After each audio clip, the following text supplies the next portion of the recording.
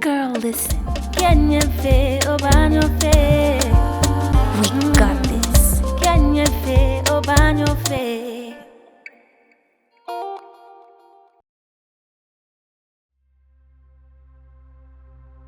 After the devastation of the 1994 genocide, Rwanda faced a daunting challenge: rebuilding a nation shattered by violence. With many men lost, women made up about 70% of the adult population.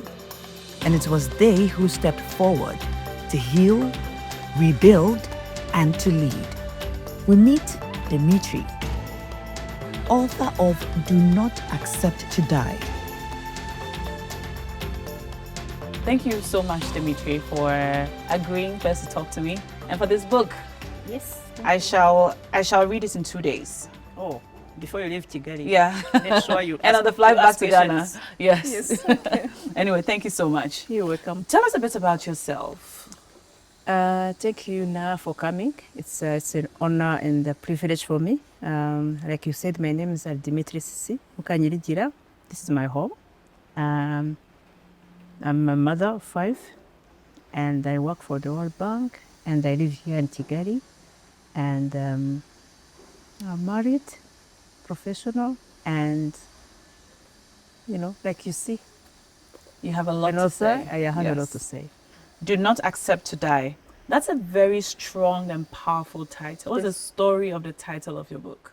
Is a true story from my experience during the genocide, but also a motivation and an inspiration for the youth and young generations to keep, telling themselves, I don't accept to die, whatever happens to me.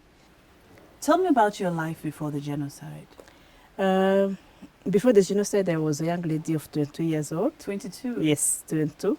And I was living with my family home at Chibagabaga.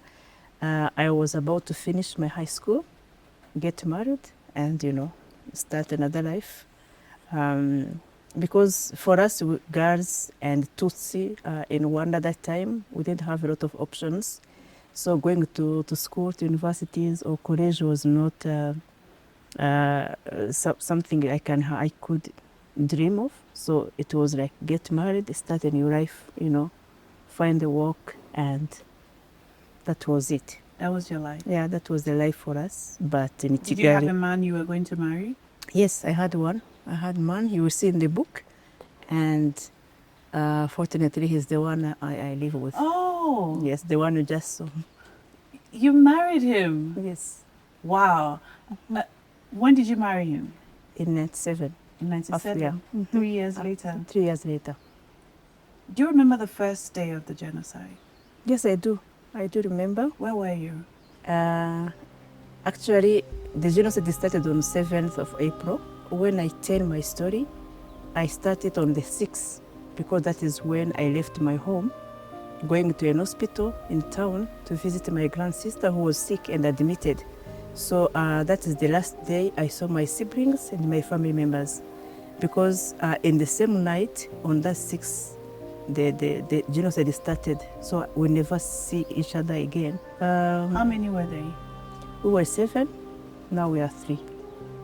So the 2 of them, Domina, who was my immediate grandsister, and Damas, who was my immediate young brother, who were together that day, and we separated at around 1 after the lunch time, and we never, they both were killed and they survived. So the genocide started in that night when I was in central town, not in my home. That is why probably I survived. Did you see it happen? Yes, I saw it happen from the first day to the last day in this city. How did you survive it? It's a long story. I survived a lot of scenarios or killing scenes in different areas, but I survived probably because of God. It's a miracle or it's a plan. But I and all my fellow survivors, we owe this to the then soldiers of RPF because they were fighting to stop the genocide. So fortunately, it was stopped in July. Otherwise, no one could survive.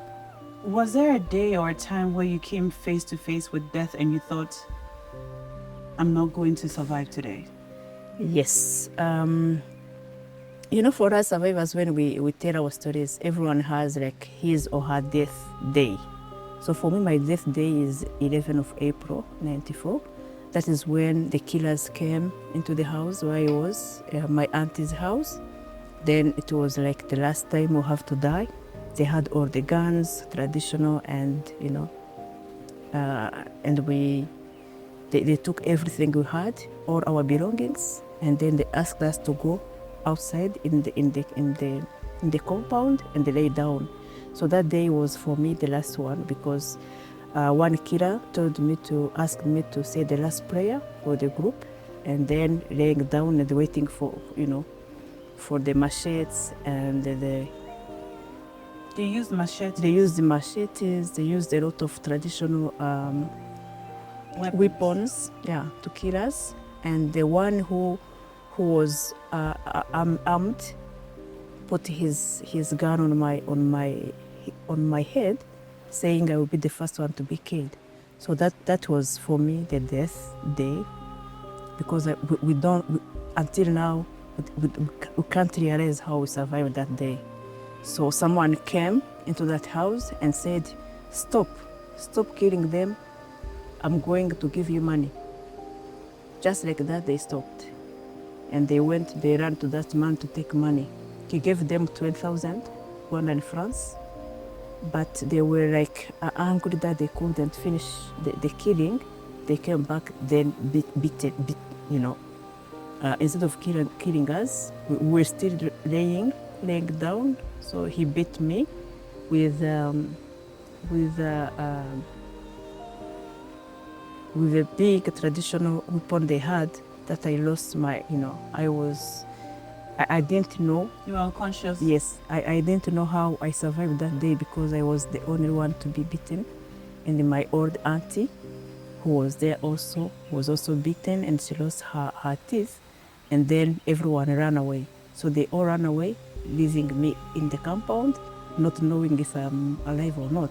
And when I woke up because of the rain, I find myself alone, and then I also started running away to never come back to the house for at least 1 week in Where the did you bushes. go? In the bushes around. With who? Alone. You were alone in the bush? Yes. For a week? Yeah, for a week. But I was not alone to do this. Every to see was like, if we go back to the house, they come find us easily and kill us. So the good way was to everyone run for his life and go find hiding. So for me, the hiding was that bush. Did you see the killing? Yes, I saw them. I remember all the faces. I remember all the noise and all the words they were claiming, they were saying. So I remember all of them. That's tough. Unfortunately. Yeah. Did you know anyone who had become a killer? Yes, of course. In Rwanda, in our genocide, the killers were people who went to school together, were the people, neighbors, the people who went to church together. So they were not strangers. They were people we grew up with, the friends, those classmates. So I know all of them. All the people who killed my families, my entire families at my village of Tiwagawaga. We know all of them. How did the people who you knew and loved become people who were killing you? I mean, we know the story, but really from your perspective, how could your friend suddenly turn a gun to your head? I think it's a long time propaganda and education for them.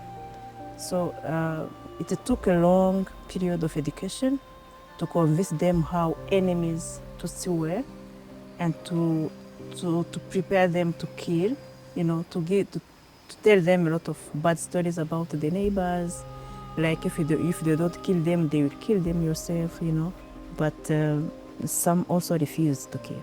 Yeah. So that shows it was a choice by the end. After the 100-day period, when it's ended, did you reconcile with some people who were previously friends who had now become killers? Not for me, not for us, because the killers in our village ran away to Congo, to wherever. They didn't come back for us. They didn't come back. But I know for sure people who are still neighbors with them and who forgave. So you came back home, there's no one there, Yes. and you had to start life all over again. Yes. First of all, How did you rebuild? yes. Rebuilding was first of all getting to yourself basic needs. You know, like where do I sleep? A shelter. Where do we eat? You know, we had a lot of orphans from the family.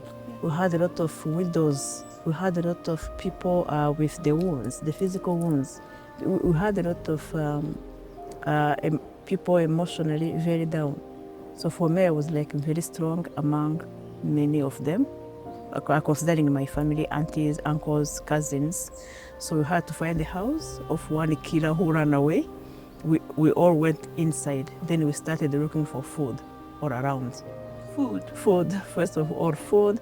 And Where then did you find some? you know, in some houses you could go and find like a bag of rice left.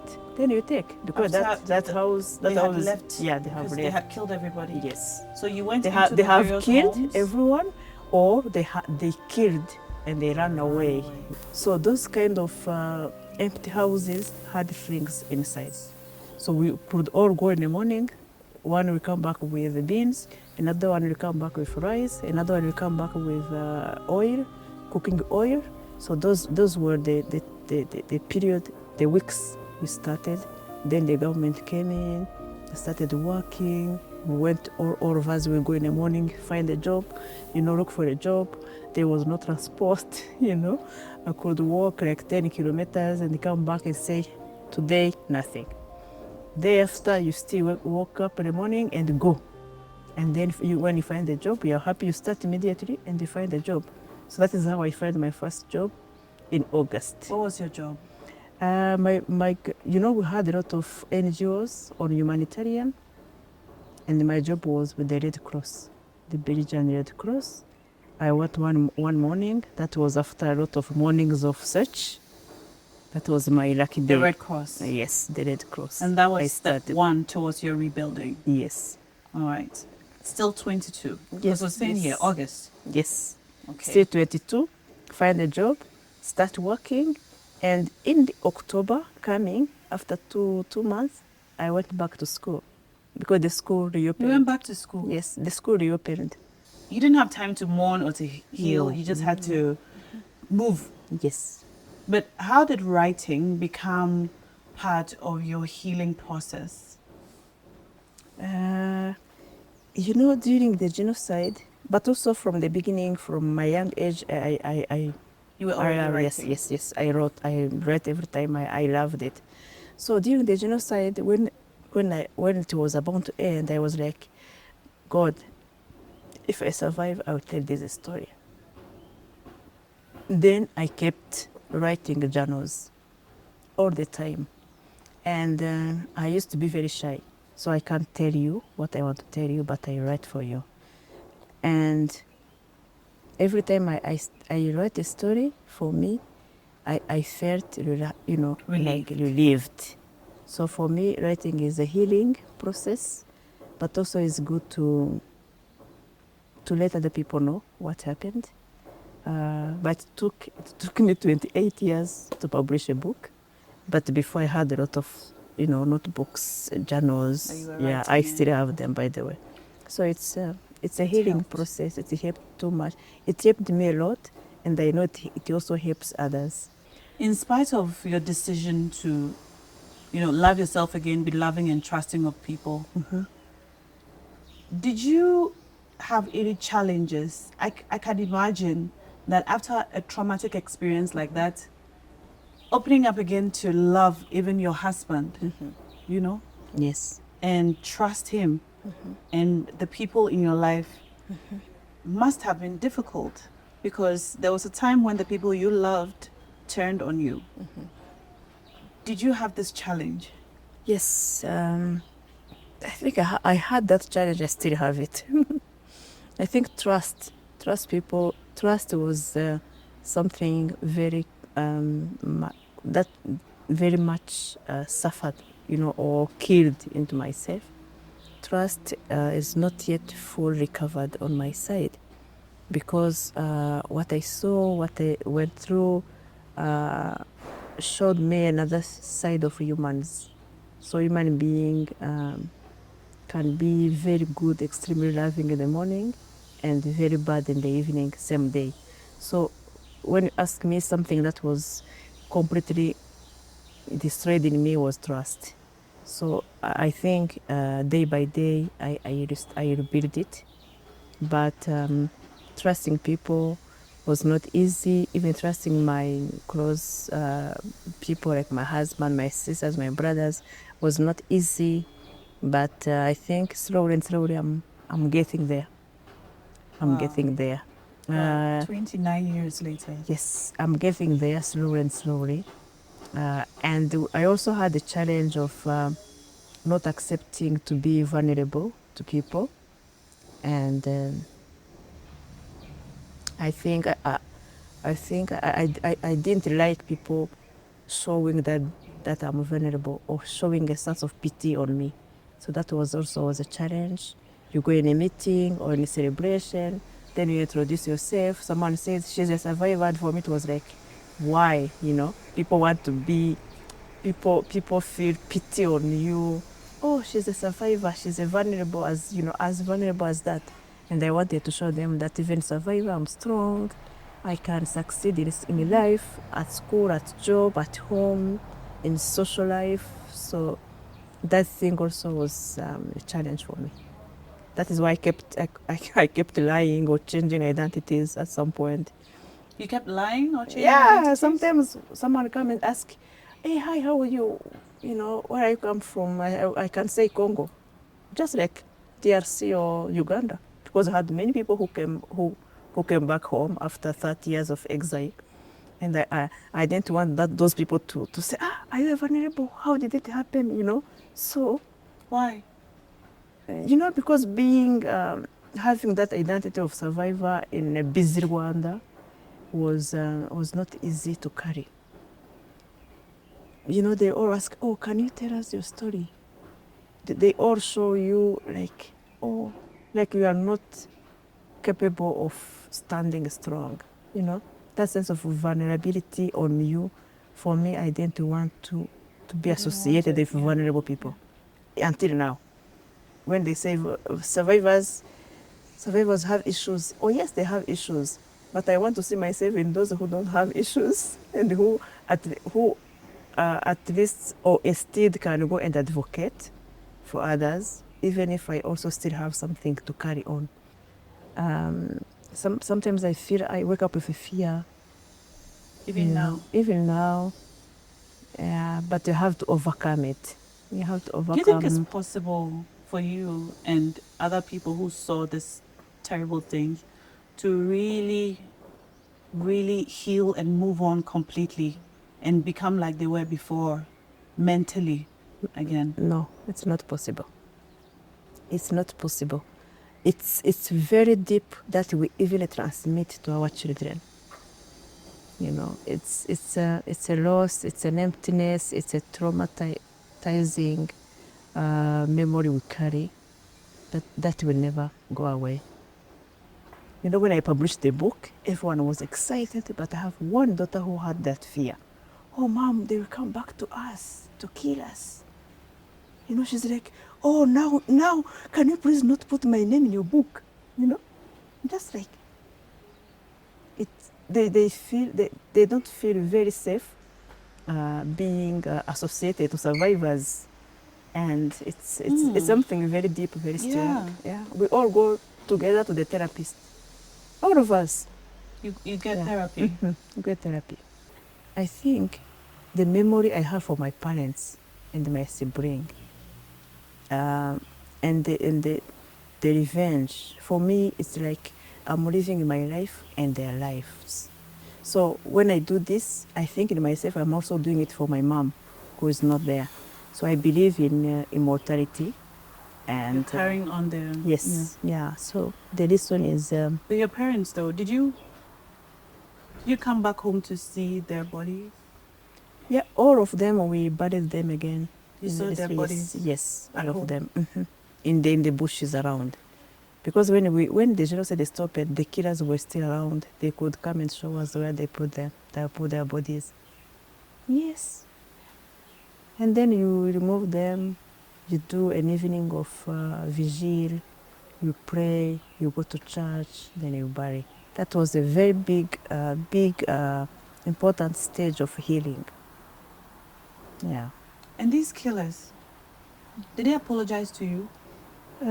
Some yes, like some who stole our things or who destroyed the house, and or who saw people hiding and cried, called the killers to come and take them, or those one.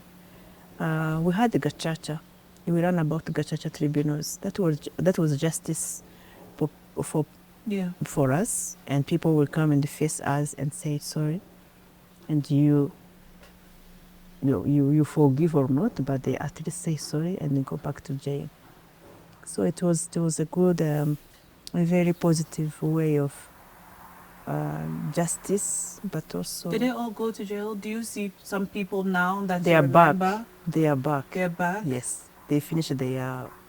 How many years did they go in for? Some 19 years, some 25. They're all back. They're all back in your communities. In communities, now. yes. Do you see some of them? For me, no. Because the village where I was living became after a very urban, and people were expropriated, they went away. So I don't see them anymore. But they're all back. Yeah, they're all back. How does that make you feel? It makes me feel that life, first of all, we need to do not accept to die. When you live, you also have, for me, it is not justice. Because my people will never come back. But for them, they came back from jails. So don't die, normally. Protect your life, don't die. Because justice is another thing, 25, if it was my brother in jail and he's back, wow, I will celebrate he's coming back. So we could do anything we can. We could protect our lives. Stay alive. Still alive. Do not accept to die now. Now to read a book cover to cover. But still on rebuilding. Yes. You have other female friends who have had to pick up. Some lost their children, Yeah. their partners, their husbands. Yes. As a general rule, from the stories of the other women who are in your life, how would you say that the Rwandan woman has been able to rebuild herself, the community, and her life? Yep.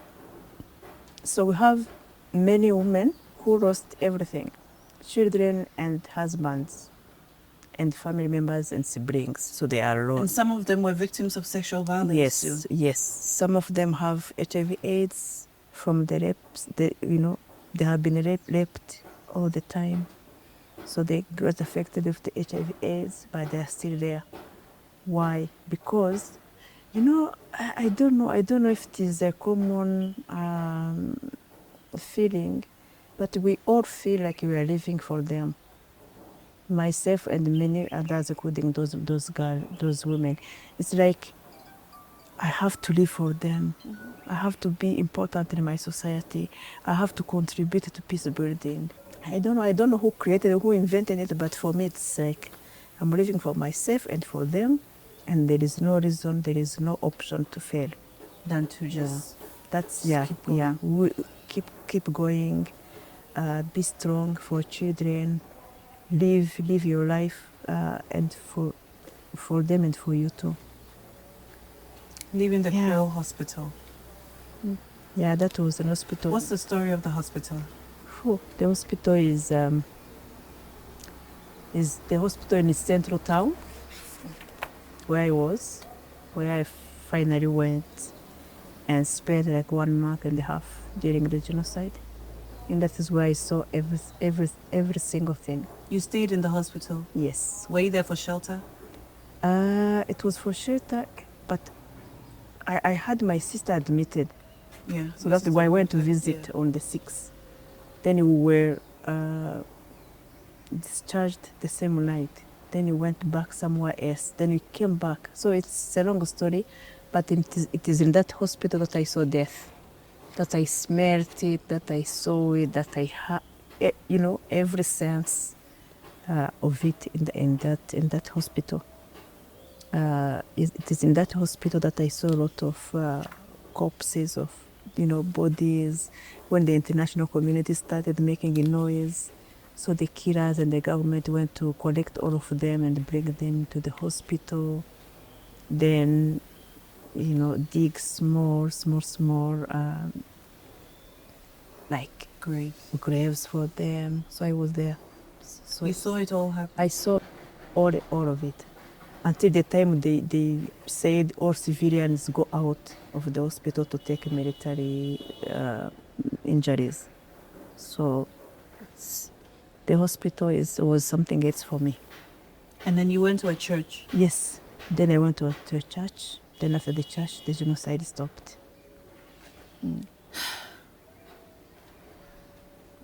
Be strong, huh? Me? As you read, be strong. Is even the titles, Waiting for Death in God's House. Yes. Even the titles of the chapters is turning something in my stomach. Oh, sorry. No, I should say sorry to you. Sorry. But it's very brave of you to write this book. And aside it being brave of you, it's important. You've done something very important so that all the news, all that we hear about the genocide from other parts of the world are usually reported by European reporters and foreign reporters. And I feel like listening to you gives me a different perspective, which is an important perspective. And I'm sure this book will do even more. Yeah, and you can imagine, you cannot imagine that we have Rwandans who prefer to deny, to say it never happened. To have the deniers who are in Europe or African countries, who are saying Kigali, this is politics, politician. Really? Yes.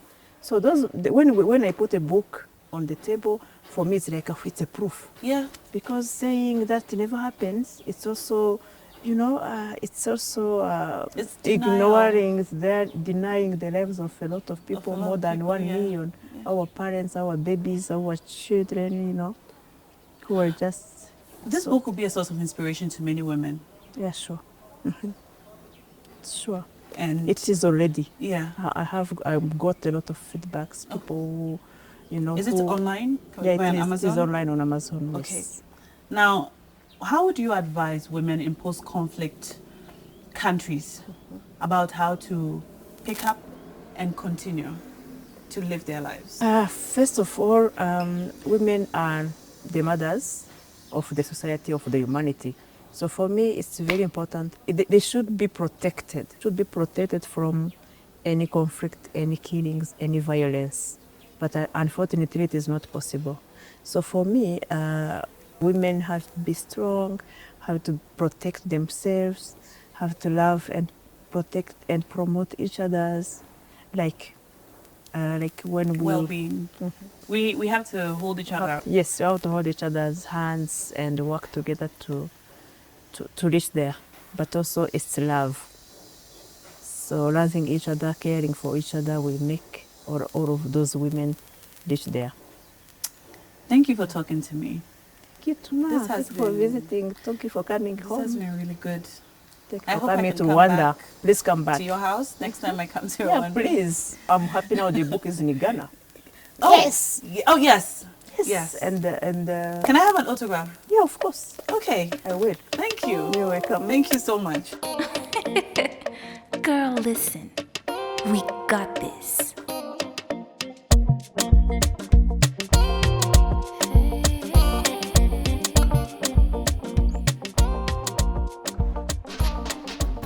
Special thanks to Alive Soap, We Got This Africa is an April Communications production.